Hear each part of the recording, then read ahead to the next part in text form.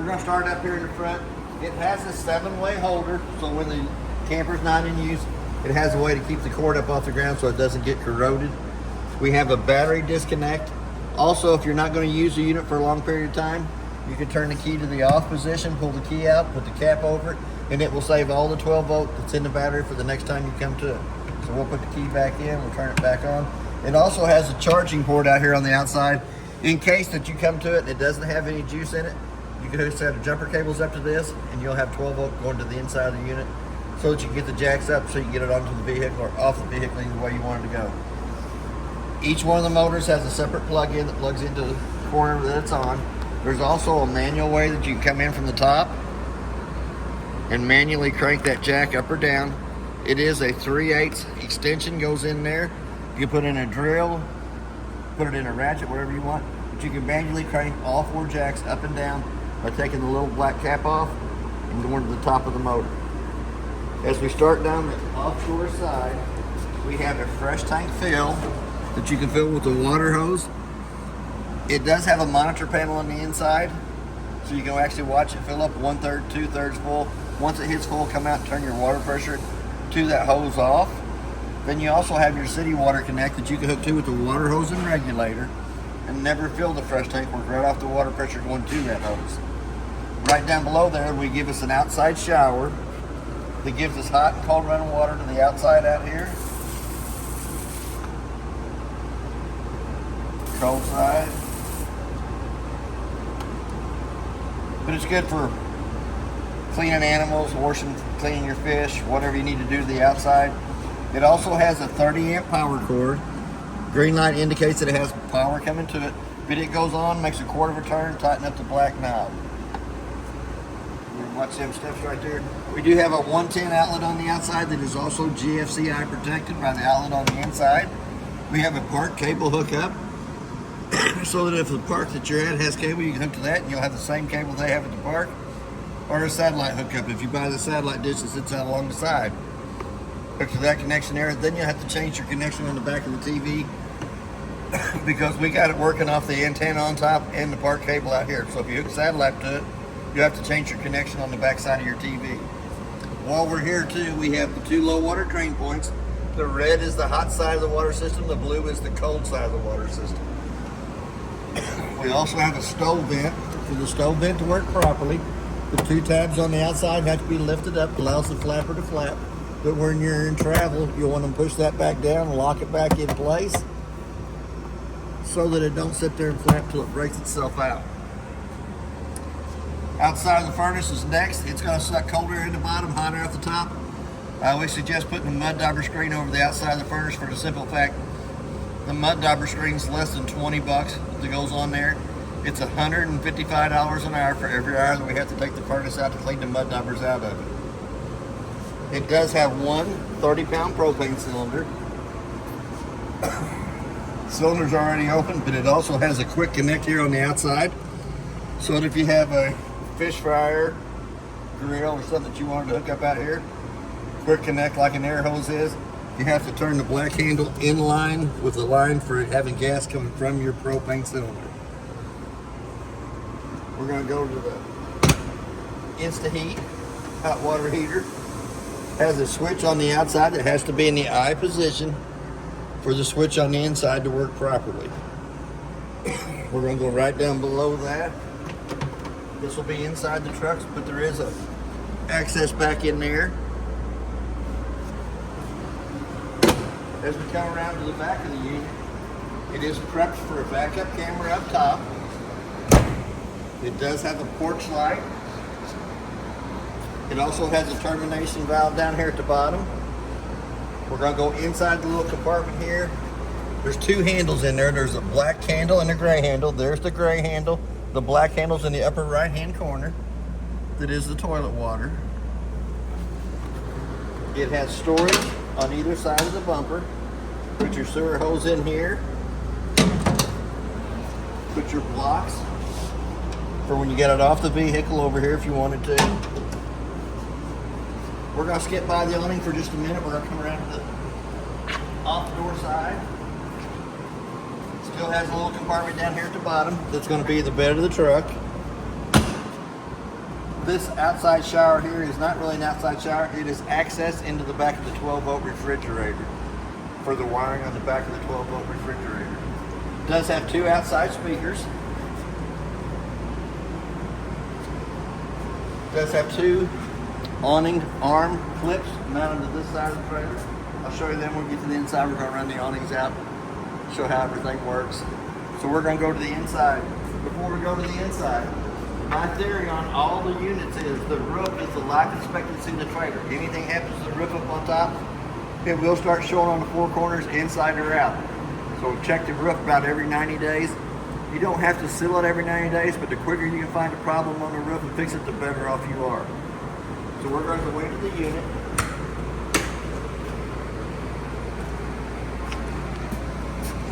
It does have a working fire extinguisher on the right hand side as we come in. We also have the control pad for the 4 jacks on all 4 corners. It does have a vent back here by the bathroom area. Pull down on the T-handle, opens it up. Little black button on that side there turns the fan on for pulling moisture out of the bathroom. Turn that switch off. Grab a hold of the T-handle, close it up. I'm going to step up into the shower. I'm too short to reach it any other way. But it does have a light switch in the bathroom. It does have the T-handle here that you can push up on. A little black button in the back corner turns the little fan on for pulling more moisture out of the bathroom. Grab hold of the T-handle, pull it back down shut. It does have a 2-shelf medicine cabinet. Very nice little medicine cabinet. Now your sink faucet operates the sink. Does have a stopper for it. But it is also your shower. Once you turn the water pressure on, pull up on the little handle here in the front, you'll get water coming out of your shower. The privacy curtain on this side blocks all that off from getting wet. Then we have a door on this side over here that comes over, opens up, and keeps it from getting out in the hallway.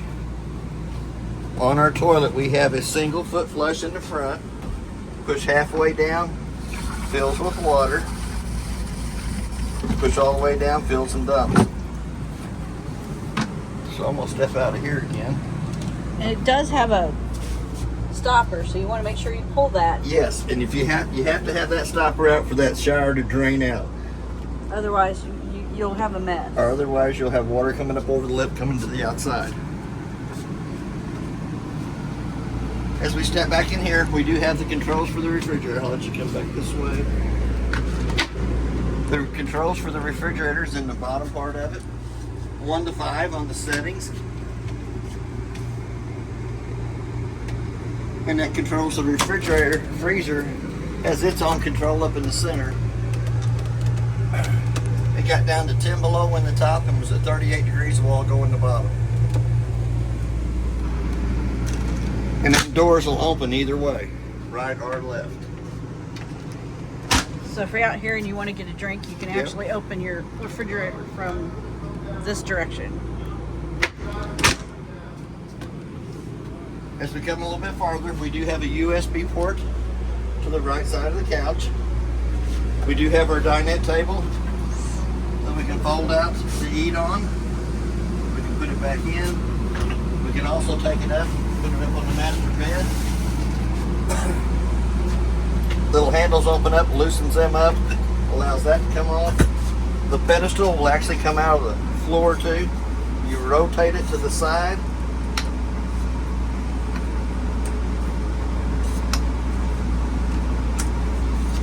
And it does have instructions. I guess I'm turning it the wrong way. But it does have a little T-handle in the bottom of it. There is also a plug that goes down in the pedestal so that when you're not using the table, you won't catch a hoe in it. We also are going to come back up to the Euro bed. Since this is a bedded area, it does have a fire escape window. Handle goes all the way through the window. It does have a jealousy windows in the unit that you can crank out while it's raining on the outside and don't have to worry about the water getting to the inside. We're going to come over. It does have a key fob over on this side here. You have to have the key in the on position, and then we can crank the button down for the Euro bed to come down. That goes fast. For somebody to sleep up on top, somebody to sleep down on the bottom. It also has a smoke alarm in it. It's going to make that annoying little sound. So we're going to go ahead and take the Euro bed back up.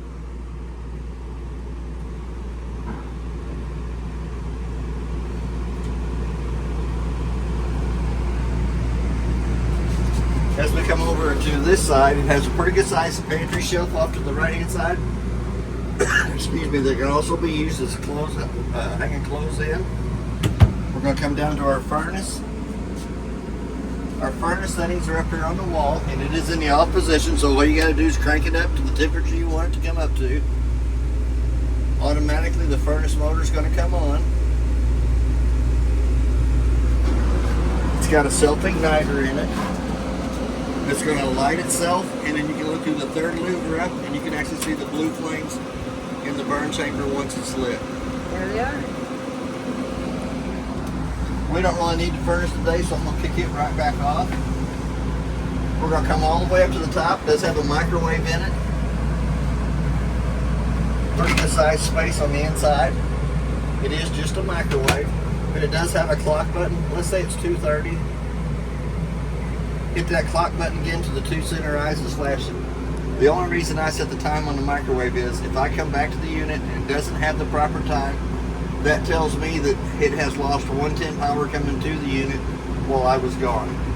We also have a light for the stovetop and a fan. For the fan to work properly, the two tabs on the outside hood range have to be lifted up, allows that flapper to flap. It also has a cutting board. It is your sink topper. Also is a backsplash for your stove. Then we're going to come down to the glass stove top. We're going to fold it up 2 times out of the way. And it makes you a little backsplash too. The button on the right hand side illuminates the valves on the stove itself. So we're going to turn up to the highlight position using the striker on the left hand side to light. Going to let them run for just a minute until it heats the thermocoupler up right beside it. Then when you turn it over, it'll stay lit. It does turn the knob red when it has gas coming through it. You still have to hold it for just a minute till it warms the thermocouple up right beside it. But anytime it has gas coming through the valve, it'll illuminate red instead of being blue. So we're going to turn them all 3 right back off. We're going to go over into the oven. We're going to turn it up to where it says pilot on, using the same striker on the left hand side to light. And sometimes it takes it just a little bit longer for the pilot to light down underneath.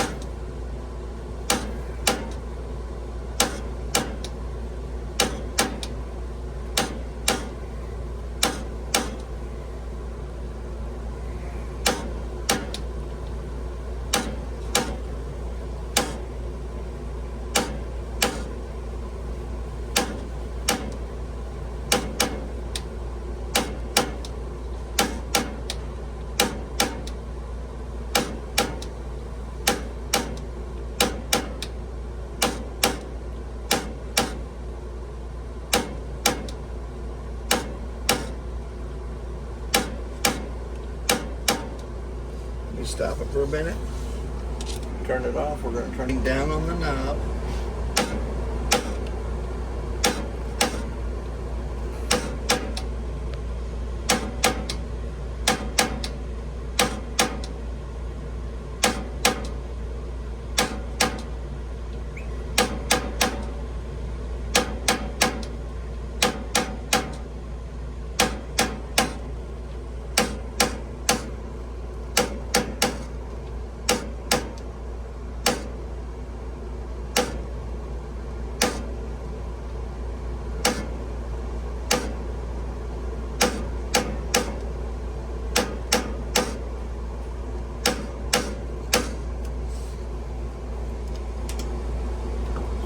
Turn it one more time to where it says pilot on. Sometimes it can be very stubborn. Yes. This looks like one of them times. It almost lit that.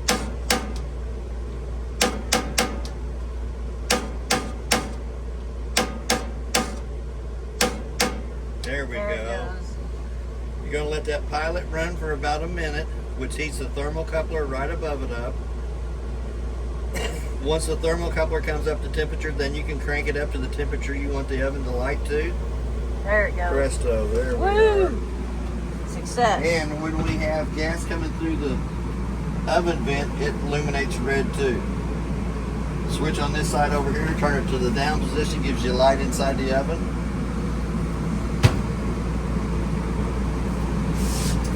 All the paperwork that I found in the trailer is in this black bag. Quite a bit of informational reading. It does have another remote in case you would happen to lose that one. It does have another coax for the TV up here and another 12 volt plug-in for plugging the TV in. Now that that's cold to the touch of the hand, we're going to lay the stove top back down. It does have a 110 outlet to the right side of the kitchen sink. We also come down to the controls here. The top one is your battery tender that tends the battery. Don't let it overcharge while you're plugged into the truck. Right down below that we have the on-demand hot water heater. We're going to turn it on. It's set at 122. So when we pull back on the kitchen faucet to call for hot water to the kitchen faucet, it'll automatically come on. It has a little fan motor on the left-hand side. When it lights, it has a little flame in the center, and then it shows this little sprinkler head on the right-hand side that has water coming to the faucet, and then you can watch your temperature on the on-demand water heater go up, and it will go up to 122. It does have controls for up and down, so you can set it for what you want it to come up to. You might not want it that hot. Let's take it back down to 120. It'll also change from Celsius to Fahrenheit. The red button is the on and off. So right there we're at 122 up to 124. And that's working off the pump coming from the fresh tank.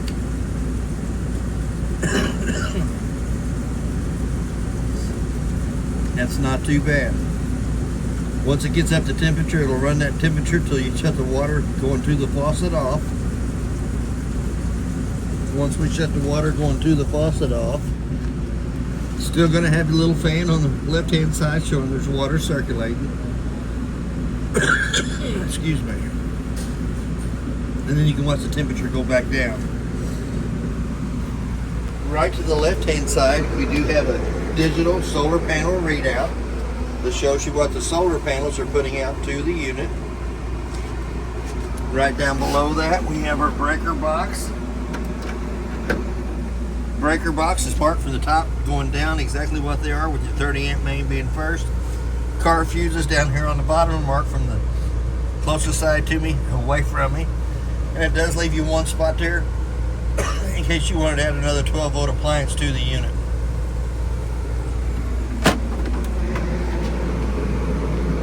It does have our GFCI outlet at the step.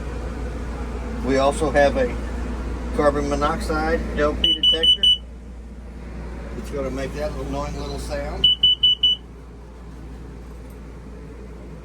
That's going to do it one more time. The purple key does your lock and deadbolt on the front door. The gray key does your 2 slam locks on the outside of the unit. You have a 751 key that does your outside shower and your outside shower and the shower to the back of the refrigerator.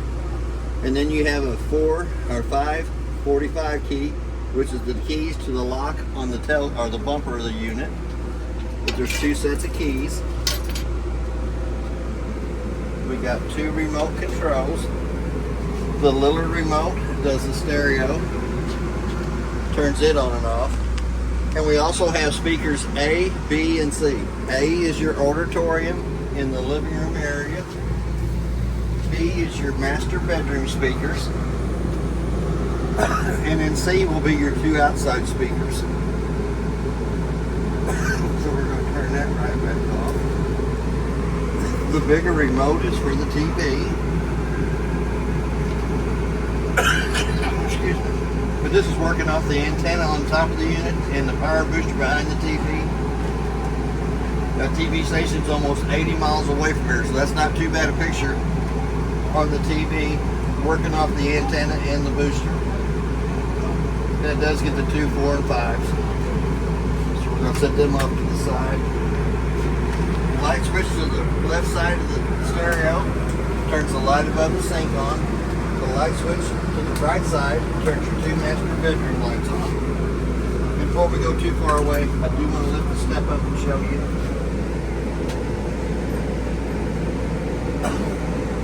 We have access to the freshwater tank.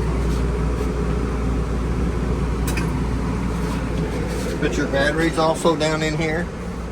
It also has a battery tender charger on it. The drain for the freshwater tank is the T-handle right there as it goes through the floor. And then the white valve here on the side is for winterizing. So you can winterize through the pump, through the whole system of the trailer.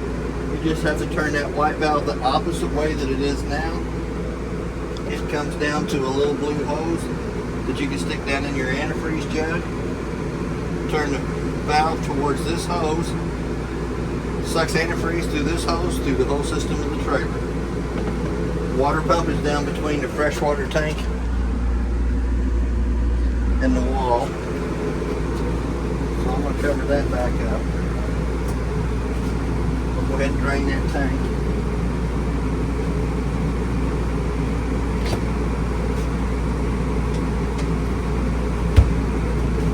Our keys back for that.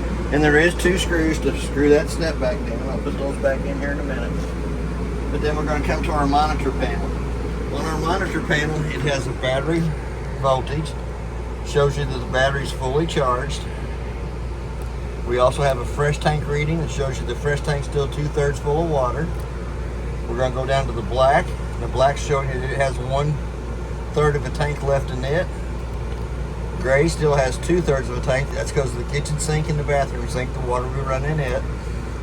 Our first red switch to the right of that turns the water pump on between the freshwater tank and the faucets. No tank heaters in it. Living room lights is the lights right above us. Porch light is the white light by the back door. Then we have our 2 awning lights. So we're going to go ahead and turn them on. We're also going to start running the awnings out. So we're going to come to we're going to do the one in the back first. So it's the one to the far right hand side.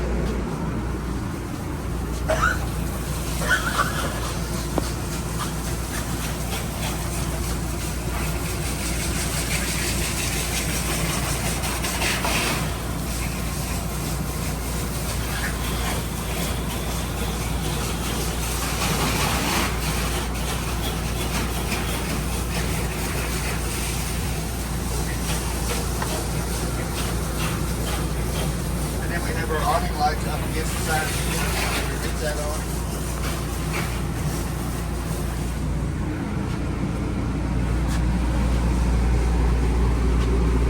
I'm going to wait to come back to the awning on the off-door side because they are washing the unit beside us. But we'll pull it out and show you how it works too. So while we're standing here, we're going to go up. It does have a 110 outlet on either side of the master bed. It also has a USB port on either side of the master bed. Has 2 storage shelves on either side of the master bed. And then blue lights. If you click them blue lights one more time, they turn clear, which gives you a reading light for reading at nighttime. It does have the shade in the front that you can pull down, so you don't have to look out the front if you don't want to. We also have another fire extinguisher or fire escape window on the left-hand side that works just like the one on the Euro bedside over here. Pull the little red handle on the screen, pulls the screen loose from the window frame. Then the little red handle down below it comes off the holder and goes all the way through the window frame for access in the front. We also have a fantastic fan up here that we can pull down on. We're going to crank it open.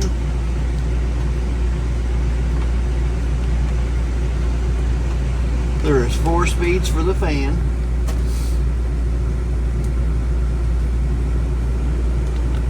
So here's the slowest speed. There's number 2. There's number 3. And number 4, which pulls quite a bit of air through the unit, but it also has an off fan button, so you can turn the fan off and leave the vent open if you wanted to, so you can see the stars at night. But when you crank the vent back down, close the lid off, push up on the knurled knob, which locks it in place for travel. Your tabletop can also be stored underneath the mattress in travel, so you don't have to leave it sitting up.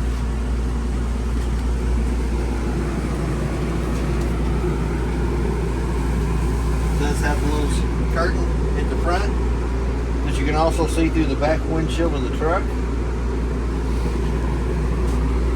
We do have a manual crank handle for the awning that's on the off door side. I'll show you when we get out there to where it goes. The little T-handle in the end goes inside the little white strip. We're going to go ahead and run the off door side awning out. We're going to hit the extend button on it. It should be extending on the off door side.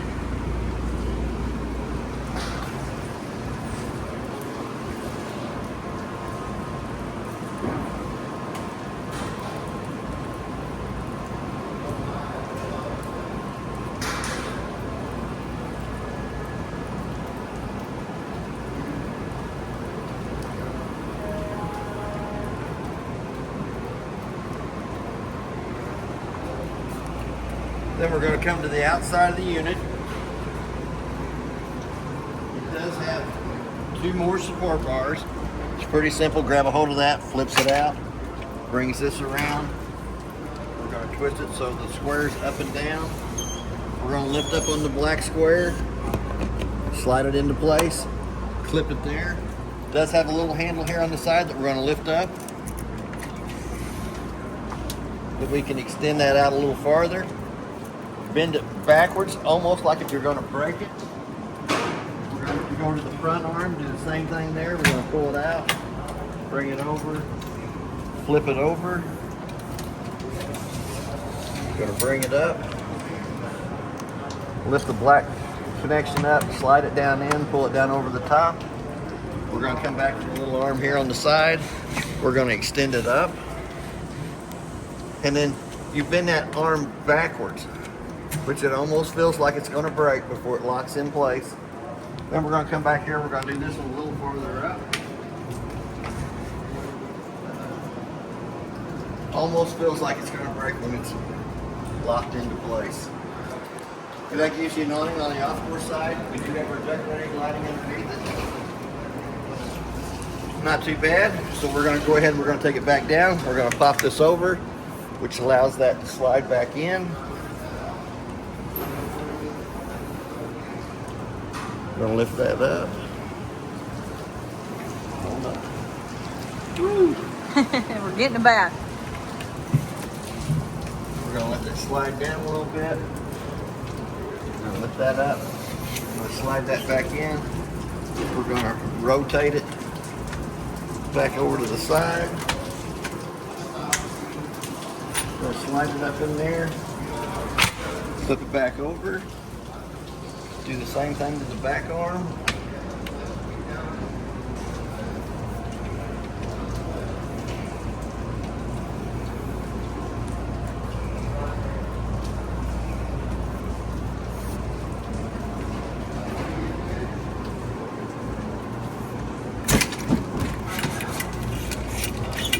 Slide that back in.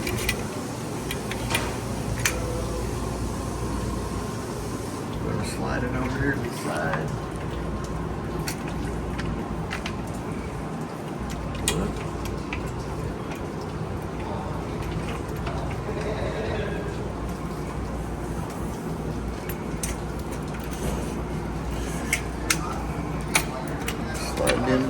bracket.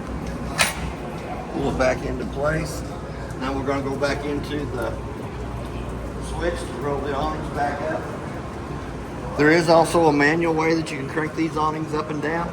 This one here, the little black cap comes out of the bottom of it. It does have a little handle on the inside that cranks it up. This one out here has a little black cap on the top of it that you can go in with a 5/16 wrench or socket and crank it back in.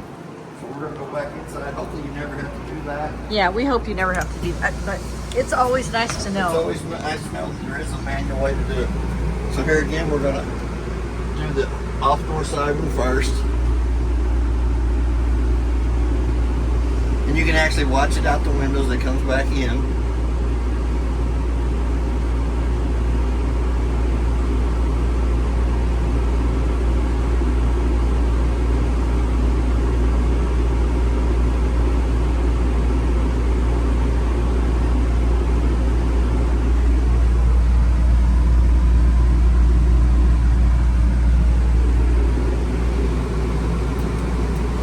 And you can actually hear it hit as it comes back in. So now we're going to do the one at the back by the back door.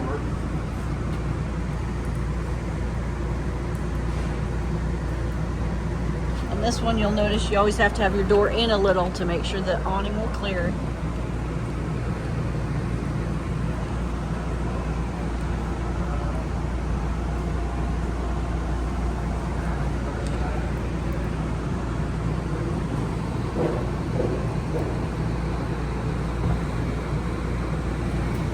And then this is your manual crank handle for the one that's on the, I call it the off-door side, passenger side of the rig. Black cap comes out, this goes up, and we'll manually crank it up and down. It does have a holder here if you wanted to mount it somewhere. There's also a place for it up underneath the step here. If I can remember how to get this off, I think it twisted to the right.